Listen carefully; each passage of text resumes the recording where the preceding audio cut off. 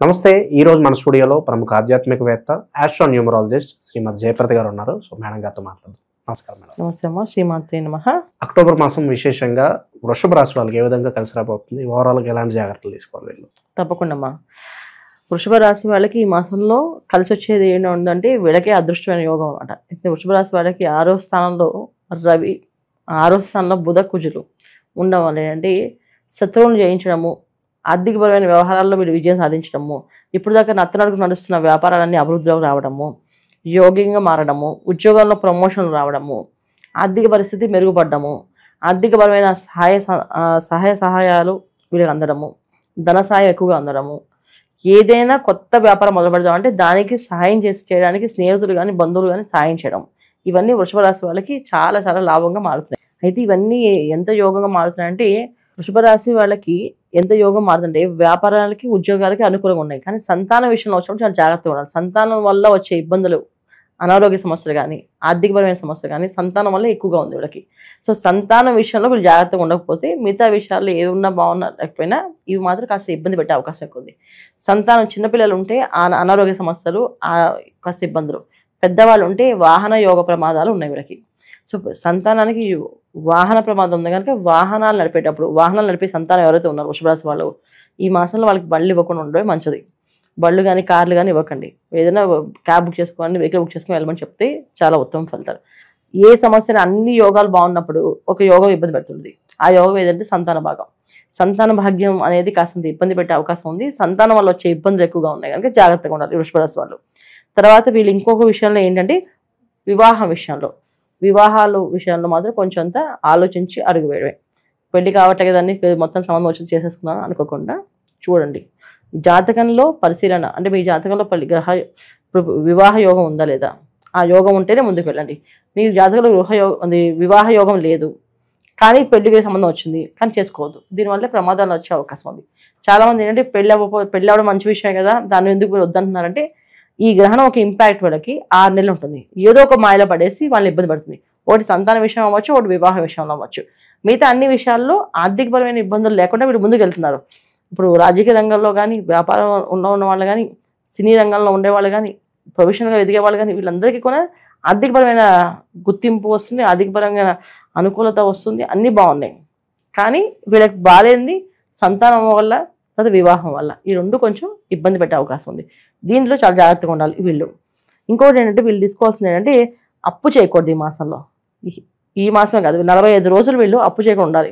ఎందుకంటే కుజుడు 6వ స్థానంలో ఉన్నప్పుడు శత్రువులు జయిస్తాడు, అలాగే రుణాలు పుట్టిస్తాడు, రుణాల వల్ల ఇబ్బంది పెట్టిస్తాడు కూడా. సో రుణాలు మనకు ఆటోమేటిక్గా వచ్చేస్తాయి కానీ మీరు తీసుకోకుండా ఉండడం చాలా మంచిది. ఒక ఇంటికి సంబంధించిన లోన్ తప్ప మీరు ఇంకే లోన్స్ తీసుకోకండి. ఒక వెహికల్స్ కానీ, ఏదైనా పర్సనల్ లోన్స్ కానీ, ఇంకేదైనా హ్యాండ్ లోన్స్ కానీ, ఏ లోన్స్ జోలికి వెళ్ళకండి.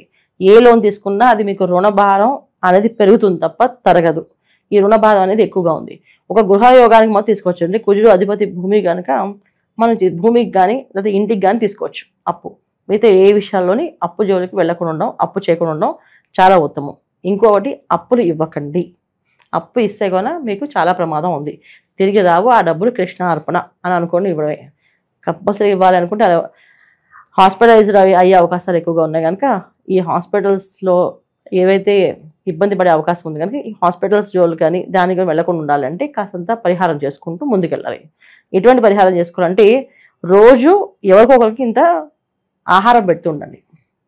దానివల్ల మీరు ఏ హాస్పిటల్ విషయానికి వెళ్ళాలి అంటే ఎటువంటి అనారోగ్య సమస్య పడకుండా ఉంటారు. ఏదో ఒక ఫుడ్ డొనేట్ చేస్తుండండి. ఎంత కొంత మీకు అందుబాటులో ఎవరు దొరికితే వాళ్ళకి ఇంత ఫుడ్ డొనేట్ చేస్తారు. రోజు మొత్తంలో ఒకరికి ఫుడ్ డొనేట్ చేయాలి. అలా పెట్టుకోండి ఈ మాసం అంతా. అలా పెట్టుకుంటే ఎటువంటి రోగానికి గురవకుండా ఉంటారు మీరు. ఇది చేసుకోవాలి. ఓకే. ఇంకా శుభకార్యాల విషయంలో శుభకార్యాలు జరిగే అవకాశం ఎక్కువగా ఉంది. శుభకార్యాల్లో ధనం అనేది ఎక్కువ ఖర్చు అవుతుంది. అది చాలా మంచిది, ఉత్తమమైన ఫలితము. ధనం ఎలాగా వస్తుంది, ఎలా ఖర్చు పెడతాం, అది వ్యాపారాల్లో అన్నింటిలో యోగం ఉన్నప్పటికీ కూడా ఎక్కువ దైవ కార్యాల్లో ఖర్చు పెట్టండి. అది చాలా చాలా యోగ్యంగా మారుతుంది మీకు. ఒక శుభకార్యానికి ₹1 ఖర్చు పెట్టాను అనుకోండి, ₹10 వస్తుంది. ఒక దైవ కార్యానికి ₹1 ఖర్చు పెట్టాను ₹100 వస్తుంది. ఇంత వాల్యూస్గా ఈ మాసంలో వస్తాయి. ఎందుకంటే వ్యయ స్థానంలో గురువు మీకు కర్కాటకంలో మారుతున్నాడు. 18 నుంచి ఎప్పుడైతే కర్కాటకంలో మారుతాడో కాసంత యోగాన్ని, భోగాన్ని, ఆనందాన్ని, సంతోషాన్ని ఇస్తాడు ఖచ్చితంగా. సో అయితే మీరు కొంత సంపాదించుకోవాలి కదా పుణ్యాన్ని. అందుకే ప్రతిరోజు ఫుడ్ డొనేట్ చేయడం అలవాటు చేసుకోండి. ఒకరికి ఫుడ్ డొనేట్ కంపల్సరీ చేయాలి మీరు. ఇది చేస్తూ ఉంటే మంచి అవకాశం. వృషభ రాశి వాళ్ళకి ఈ మాసంలో అన్ని యోగ్యంగా బాగానే ఉన్నాయి, ఒక సంతాన విషయం తప్ప. ఇక భార్యాభర్త మధ్య సంబంధాలు ఎలా ఉండబోతుంది?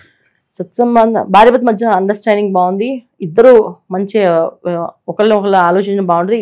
వీళ్ళ ఆదాయం ఆగిపోతే వీళ్ళ ఆదాయం వీళ్ళకి ఏర్పడుతుంది, తోడవుతుంది. ఇంట్లో హౌస్ వైఫ్గా ఉండే వాళ్ళకి ఉద్యోగం వచ్చి వాళ్ళ ఉద్యోగం చేసే అవకాశం ఎక్కువగా ఉంటుంది.